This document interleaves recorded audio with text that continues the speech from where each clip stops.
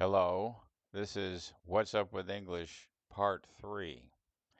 In one previous episode, I talked about a habit of speech that's extremely common in younger people today, and it's been growing among older people too, and that is like.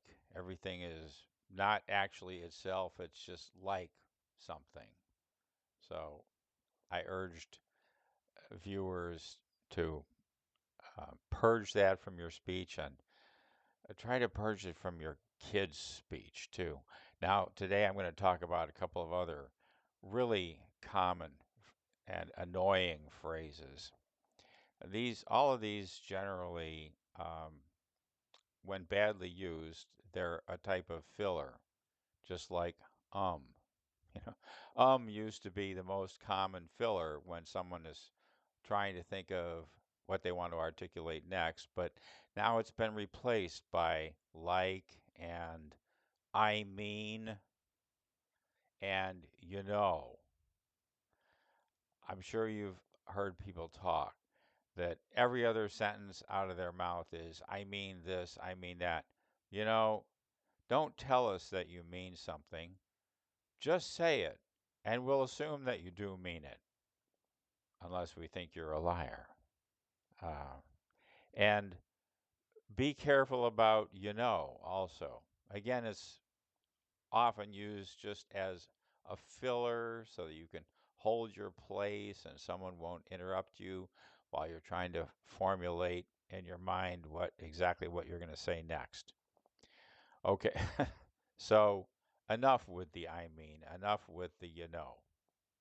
Uh, Now, of course, there are times when it's valid to use these phrases. Let's take I mean. I was listening to Mark Zandi, an excellent economist, now works for Moody Analytics, and he was discussing, just an example, he was discussing the impact of Trump's tariffs on the likelihood of recession, which he says he thinks it's more likely than not that we'll be in recession during the course of this calendar year.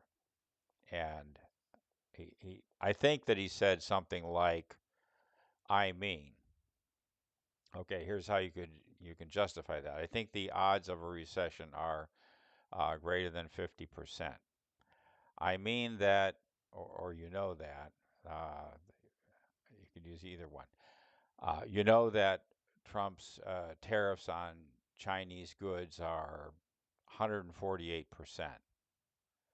So I mean that tariffs will increase the price of foreign goods, not just from China, because he's imposed tariffs on basically every country in the world, even on the penguins on an island with no humans.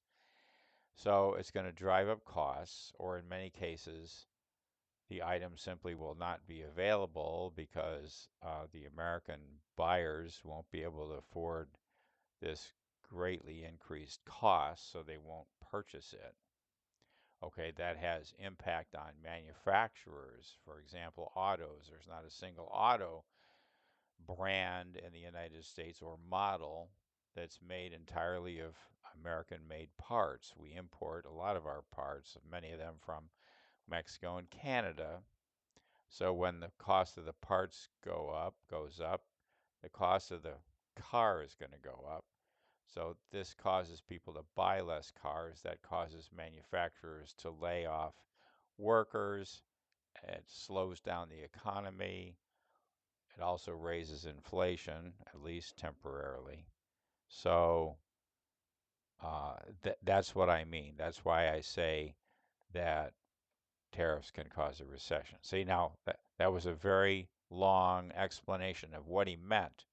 He actually was explaining what he meant, or the thinking behind his statement that tariffs were likely to contribute to a recession. And he said, in this example, I don't think he actually said that, but just by way of reminding the listener, you do know that the tariffs on China are now 148% or whatever that number is. So That's a proper use of, and that's a proper use of I mean, but 95% of those phrases are not being used properly anymore. I promised to keep this simple. That's all for today.